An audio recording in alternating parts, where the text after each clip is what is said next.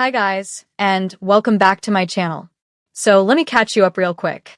Chioma and Park Lee just went through the embryo transfer in Singapore, and now they're in the impossible 10-day waiting period to find out if she's actually pregnant with a Korean Mafia boss's baby. They're living in his penthouse. The tension is thick enough to cut with a knife, and neither of them knows how to deal with the fact that they might actually be starting to care about each other. If you're still not subscribed after 3 episodes of this absolute chaos, hit that subscribe button right now because episode 4 is where everything changes, and I promise you don't want to miss what's coming next. Let's get into it. The private jet hummed softly through the night sky as they flew back to Seoul, but the cabin atmosphere was anything but peaceful. Chioma sat rigidly by the window, arms crossed defensively over her chest, staring out at the darkness below. Park Lee occupied the seat across from her, a glass of expensive wine in his hand, his eyes sharp and calculating as he watched her with that infuriating intensity she'd come to recognize as his planning face. When he was thinking several moves ahead, when he was preparing to issue commands disguised as suggestions. "When we land, I'm going straight to my apartment," Chioma said coldly, not looking at him. "I need my own space, my own things. I need to breathe without you hovering over every decision I make." "No," he said simply, not even looking up from his wine glass. "You'll stay with me at the penthouse. It's already been decided." Her head snapped toward him, fury igniting in her chest. "I'm not your property, Park Lee. You don't get to just decide where I live. I refuse to suffocate under your ridiculous controlling rules." He leaned forward then, setting down his wine glass with deliberate precision, his voice dropping to that tone that was somehow both soft and absolutely unyielding, like steel wrapped in silk. "You're carrying my future inside you, Chioma. My child, my heir, my legacy. That makes you my responsibility whether you like it or not. And you don't get to choose recklessness when there's a life at stake. Responsibility doesn't mean total control over another human being." She shot back, her voice rising. "I'm not a child who needs constant supervision." He lifted one eyebrow, his expression shifting into something dangerous. "You're carrying something more valuable than diamonds, more precious than any business deal I've ever made, and you want me to let you live alone in that shoebox apartment with no security, no medical supervision, no one to help if something goes wrong? Do you understand how insane that sounds?" "I'm carrying a life, not a business investment," she said, her voice shaking with anger and something else she couldn't quite name. "And I need peace. I need space away from you and your suffocating presence and your constant judgment." They glared at each other across the cabin, a silent battle of wills crackling in the air between them like electricity before a storm. The jet engines hummed. The city lights of Seoul grew closer below them. Neither blinked. Neither backed down. Finally, after what felt like an eternity, Park Lee leaned back in his seat, his lips curling into the faintest, most infuriating smirk. "Fine," he said quietly. "Stay in your apartment, if you must. But don't be surprised when I show up constantly to check on you. Don't complain when you see me more in your space than you ever did at the hotel." She scoffed, turning back to the window, but her heart was pounding. She'd won the argument, technically. So why did it feel like he'd somehow still gotten exactly what he wanted? As the jet touched down in Seoul and they went through the private terminal, Chioma returned to her modest apartment in Itaewon with a sense of relief, so profound it made her knees weak. Her own space, her own bed, her own rules. She thought she'd left Park Lee behind on that private runway, thought she'd finally reclaimed some measure of independence and control over her own life. She was spectacularly wrong. He came constantly, at unpredictable hours that kept her perpetually off balance. Sometimes he knocked, at least giving her the courtesy of warning. More often, he simply walked in using a key she didn't remember giving him, but that he'd somehow acquired anyway, carrying bags of food, baskets of expensive fruit, mysterious tonics from traditional medicine shops, supplements recommended by doctors she'd never met. Sometimes he stayed long enough to criticize her eating habits and argue about her sleep schedule. Sometimes he stayed long enough to make her forget, just for a moment, exactly how much she was supposed to hate him. "Do you ever knock?" she demanded one afternoon, slamming her door in frustration as he entered carrying yet another bag of groceries. "Do you understand the concept of privacy? of boundaries, of basic human courtesy. He dropped the bag on her small kitchen table with casual confidence, completely unruffled by her anger. I don't knock on my own investments. That would be inefficient. I'm not a stock portfolio, she said through gritted teeth. I'm a human being with rights and feelings, and a very strong desire to throw something heavy at your head. He smirked, leaning closer in that way that always made her pulse race with what she insisted was pure anger. Then act like a human being who values her own health. Eat properly. Sleep adequately.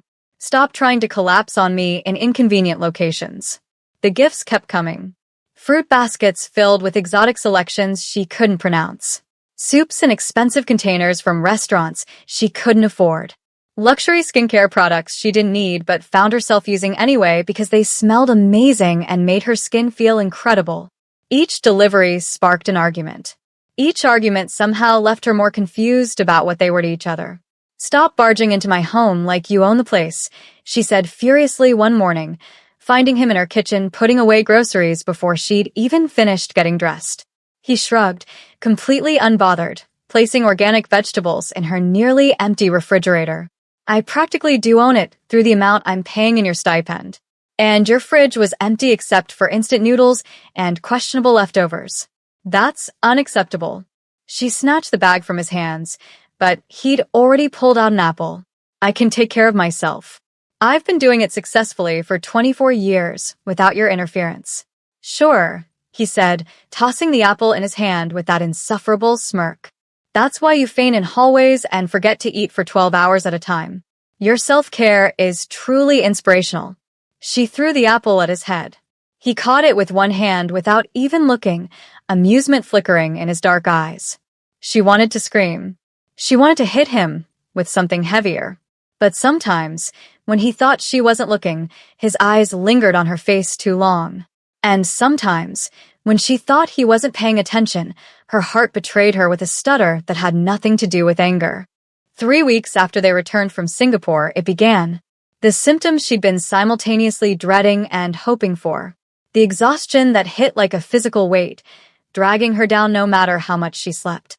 The dizziness that came in waves, turning the world tilted and unreliable.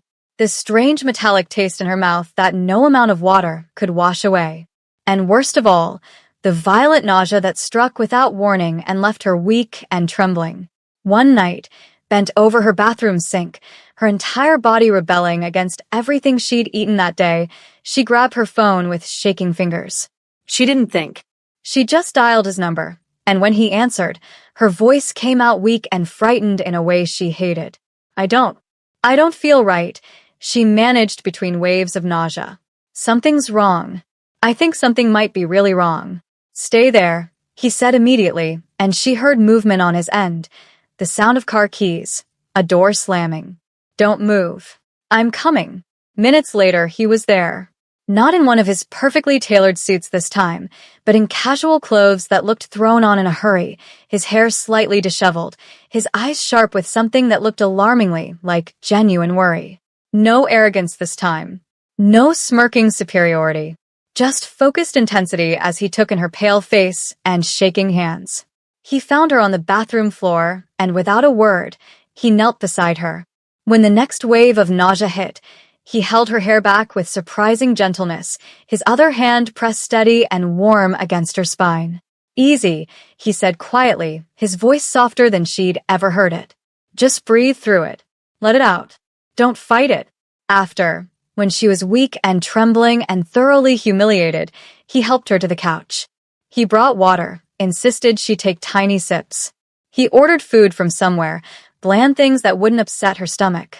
He adjusted the blanket around her shoulders, tucked it carefully around her legs, his movements efficient but unexpectedly tender. You're being nice, she whispered, too exhausted to maintain her usual defenses. It's confusing and slightly terrifying. He settled into the chair across from her, his expression unreadable in the dim light. Don't tell anyone. It would absolutely ruin my carefully cultivated reputation as a heartless bastard. She almost laughed, but sleep was already pulling at her, dragging her down into darkness. The last thing she was aware of was his presence, solid and reassuring, like an anchor in a storm. That night, Park Lee didn't leave. He sat awake in her cramped living room, watching the rise and fall of her chest as she slept, alert for any sign that something might be wrong. By morning, she was still weak, curled on the couch under the blanket he'd adjusted 3 times during the night. He stood watching her, arms crossed, his analytical mind working through possibilities and probabilities. "When did you last have your cycle?" he asked abruptly, his voice cutting through the quiet morning. Her eyes flew open, mortification flooding her features. "What? What kind of question is that? That's incredibly personal and inappropriate. Answer me, Chioma." His voice was firm, unyielding. "If it's late, if you've missed it, that means something significant. Don't act like I don't understand basic biology." Her cheeks burned with embarrassment. No one had ever spoken to her that bluntly about her body before. It was humiliating. It was intimate in a way that made her deeply uncomfortable. "I don't have to tell you about my menstrual cycle. That's private." He stepped closer, his gaze intense. "You do have to tell me, because if you've missed it, combined with these symptoms, it means the embryo transfer was successful. I've dated women before, Chioma. I understand how this works. You should have a monthly cycle. When you miss it, especially now, it matters enormously." She pulled the blanket tighter, avoiding his eyes as she did the mental calculation. "It's late. By several days, actually. But that could be stress, or hormones from the treatment, or—" "Exactly," he cut her off. "You're late and experiencing severe morning sickness. Take a pregnancy test." Now. "Already?" she asked defensively. "Isn't it too early to know for certain? Better to know than to spend days wondering and worrying." He pulled a pregnancy test from the bag he'd apparently brought with him, having already anticipated this possibility. "Take it." The test lay on her bathroom counter like an unexploded bomb. Through the door, she could hear him pacing in her living room, his footsteps creating an anxious rhythm. She sat on the edge of her bathtub, her hands trembling so badly she could barely hold the test, watching the seconds tick by on her phone timer like hours. When the 2 lines appeared, clear and unmistakable, she nearly dropped it. Her hands shook violently as she stared at the small plastic stick that had just changed everything. "It's positive," she said, her voice barely above a whisper. She looked up at him standing in the doorway, and for the first time since she'd met him, his carefully constructed mask completely slipped. Relief flooded his features. Triumph. And something else, something deeper and more complicated that she couldn't quite identify. He froze for just a second, his sharp eyes softening before hardening again into something determined and focused. He stepped closer, his gaze pinning her in place with an intensity that made it hard to breathe. "Get dressed," he said firmly. "We're going to the hospital immediately. I want proper medical confirmation, blood tests, everything. We need to be absolutely certain." At the hospital, the doctor confirmed what the home test had already told them. Chioma was pregnant, approximately 4 weeks along. The embryo had successfully implanted. The word felt heavy, fragile, terrifying, and impossibly real. There was a tiny cluster of cells inside her body that would become a human being. Park Lee's child. Their arrangement had just become undeniably, irreversibly real. On the ride back to her apartment in his car, she protested fiercely, her earlier compliance evaporating. "I'm not moving into your penthouse. I already told you I need my own space, and pregnancy doesn't change that. I can take care of myself." He cut her off with a look that could have frozen fire. "You're moving in. Today. And if I have to send my people to pack every single sock you own and carry your furniture piece by piece, I will do exactly that. This isn't negotiable anymore, Chioma." And he did.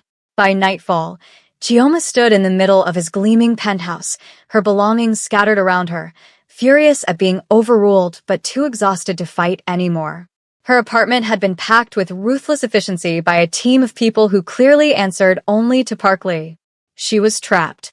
Or protected. Sometimes it was hard to tell the difference. Days blurred into strange new rhythms. She woke nauseous almost every morning, sometimes unable to keep down even water. Some nights, she couldn't sleep at all, tossing and turning until dawn painted the windows with gray light. He noticed everything. Always.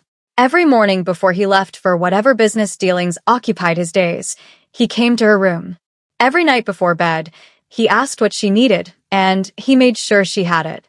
He assigned 2 maids to attend to her needs, but still he hovered, restless and vigilant. They still fought. Heated, passionate arguments about everything and nothing that ended with slammed doors and trembling hands and words they both sometimes regretted. But something in the air between them was shifting, changing into something neither could quite name or control.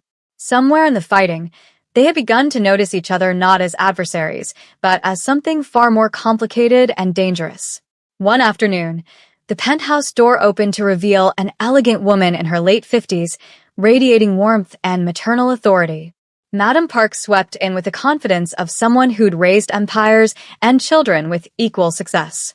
She took one look at Chioma's pale, exhausted face and immediately gathered her into a gentle hug that made Chioma's throat tighten with unexpected emotion.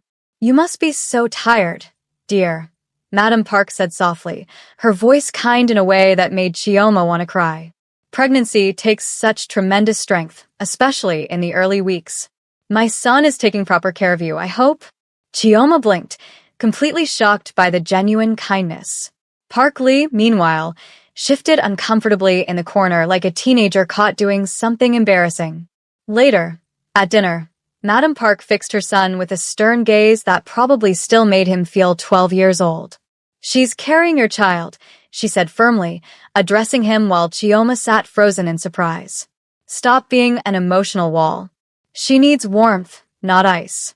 She deserves far better than your coldness and controlling behavior.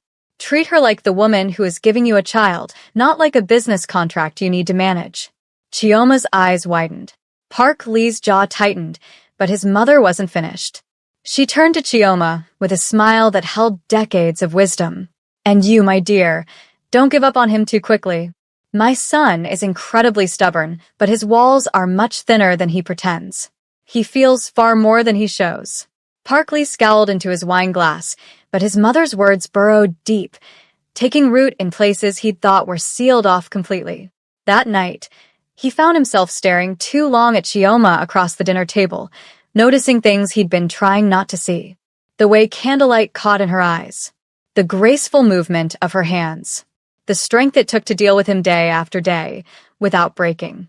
The next morning, sunlight spilled into the penthouse kitchen, but instead of the usual breakfast aromas, the air smelled like ginger tea and anxiety.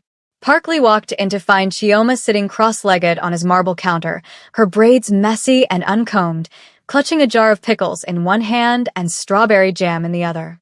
As he watched in mounting horror, she dipped a pickle into the jam and bit down with an expression of pure relief. "That's a crime against food," he said, staring. "That's genuinely disturbing to witness." "Don't judge me," she said around a mouthful, glaring at him. "This is literally the only thing that doesn't make me want to vomit. My body has completely betrayed me, and pickles with jam are apparently the only solution." He pinched the bridge of his nose, sighing deeply. But within minutes, he was at the refrigerator, pulling out fruit, crackers, cheese, even ice cream, setting options in front of her like a resigned waiter catering to an impossible customer. "Fine," he said flatly. "Eat whatever circus combination your stomach demands. Just please don't faint on me again." Later that day, she did throw up, violently and miserably. Kneeling on the cold bathroom floor, tears pricking her eyes from the physical strain, she muttered bitterly, "I hate this. I hate feeling so weak and out of control. I didn't ask for any of this." Her voice cracked, and before she could stop them, hot tears were rolling down her cheeks. She didn't even know why she was crying. Hormones, probably. Exhaustion, definitely. The overwhelming reality of what was happening to her body. To her shock, Park Lee crouched down beside her, one hand steady on her shoulder. "Then hate me instead," he said quietly, softer than she'd ever heard him speak. "Shout at me. Blame me for everything. Just don't try to carry it all alone." She buried her face in her hands, still crying, unable to stop the tears, or the shaking, or the fear. He hesitated for just a moment, then pulled her against his chest, letting her sob into his expensive shirt. His palm moved slowly across her back, the gesture awkward but steady, anchoring her like he was afraid she might drift away if he let go. Cry as much as you need to, he murmured into her hair. But after, you're going to eat something substantial. Deal? She pulled back to glare at him through watery eyes, her face blotchy, and her nose running. You're still bossy, even when you're being nice. He smirked faintly, reaching up to brush her cheek with his thumb in a gesture that seemed almost unconscious. And you're still impossible, but you're my responsibility. That hasn't changed. For a moment, the vast penthouse didn't feel cold or impersonal. It felt almost like home. Or, at least like the possibility of home, which was somehow even more terrifying. One evening, steam curled from the bathroom as Chioma stepped out after a long shower, her towel wrapped securely around her body. She didn't expect anyone, wasn't prepared for company, so when the bedroom door opened and Park Lee walked in, she froze completely. He stopped at the doorframe, and his gaze swept over her slowly, deliberately, taking in the water droplets on her shoulders, the way the towel clung to her curves, the vulnerable shock on her face. He leaned against the frame with a dangerous smile. I like what I see, he said, his voice dropping low and husky in a way that made heat pool in her stomach. Her breath caught. Her pulse hammered. Her first instinct was to grab the towel tighter, to cover herself more completely, but she didn't move. Couldn't move. His eyes held her frozen in place. You're actually quite stunning, he continued, that smirk curving into something dangerous and promising. Even with that sharp tongue and stubborn attitude, you're incredibly attractive. Startled, she clutched the towel tighter, but her lips betrayed her. A small, nervous smile tugged at the corners of her mouth, and she couldn't quite hide it. The air between them crackled with possibility, with something that had been building for weeks and was finally, dangerously close to igniting. So there we are. Chioma is pregnant with Park Lee's baby, living in his penthouse, and they just had their most charged moment yet. The walls between them are crumbling, and neither of them knows what to do about it. If you think this is complicated now, just wait until next episode when things get even more intense. Make sure you're subscribed and have notifications on because you absolutely cannot miss what happens next. Drop a comment telling me whether you think they're falling for each other or if this is still just convenience and hormones. I'll see you in episode 5 where everything gets even more complicated. To be continued.